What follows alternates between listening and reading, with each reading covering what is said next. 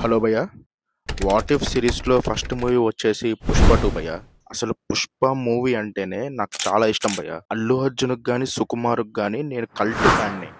అసలు పుష్ప 1 క్లైమాక్స్లో పుష్పరాజు బన్వర్ సింగ్ షెకావత్కు వార్నింగ్ ఇచ్చి వాడి గుడ్డలు ఇప్పించి బట్టలు లేకుండా బండి మీద పెళ్ళికెళ్తూ ఉంటాడు.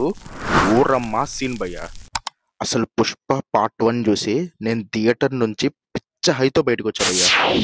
కానీ పుష్ప 2కి మాత్రం కొంచెం డిసప్పాయింట్ అయ్యా భయ్య. అంటే పుష్ప క్యారెక్టర్ మీద వాళ్ళు చేసినంత ఫోకస్ మిగిలిన క్యారెక్టర్స్ మీద అసలు చేయలేదు భయ్య. మిగిలిన అన్ని క్యారెక్టర్స్ని పులిహోర చేసి పడేశారు.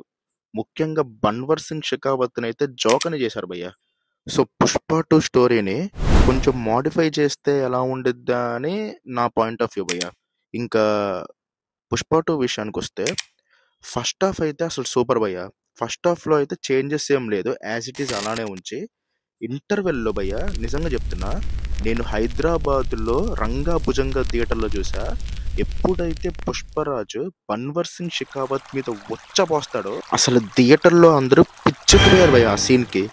నేనైతే బన్వర్ సింగ్ షెకావత్ మీద వచ్చబోసాడు, అసలు బన్వర్ సింగ్ షెకావత్ సెకండ్ హాఫ్లో రివెంజ్ ఎలా తెచ్చుకుంటాడు పుష్ప మీద అని వెయిట్ చేస్తే కామెడీ చేస్తున్నాడు భయ్య. చాలా డిసప్పాయింట్ అయ్యా అసలు.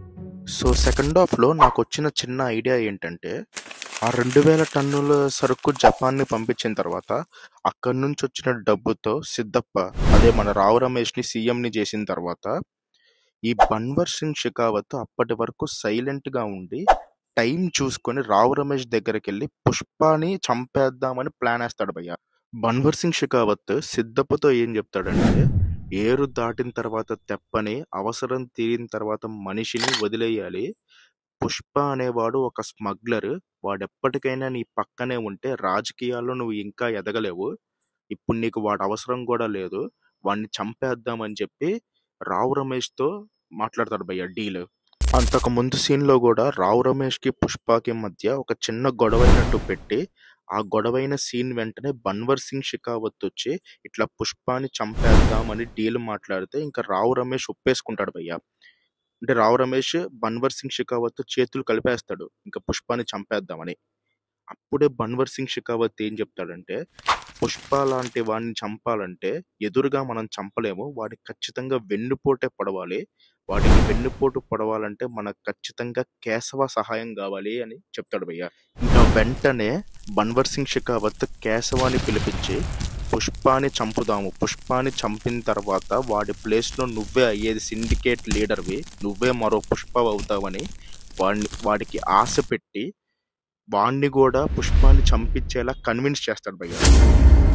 పుష్ప ఎవరినెవరినైతే నమ్ముతున్నాడో వాళ్ళందరి చేత పుష్పకే వెన్నుపోటు పొడిపిద్దామని బన్వర్ సింగ్ షెకావత్ ప్లాన్ వేస్తాడు భయ్య. ఇంకా దాని తర్వాత వీళ్ళందరి సహాయంతో పుష్పాని ఒక చోట బ్లాక్ చేసి ఆ జాతర సీన్లో బన్వర్ సింగ్ షెకావత్తే, అంటే పుష్ప వాడిని ఎంత అవమానించాడంటే వాడి బట్టలిప్పదీశాడు, వాడి మీద వచ్చపోసాడు.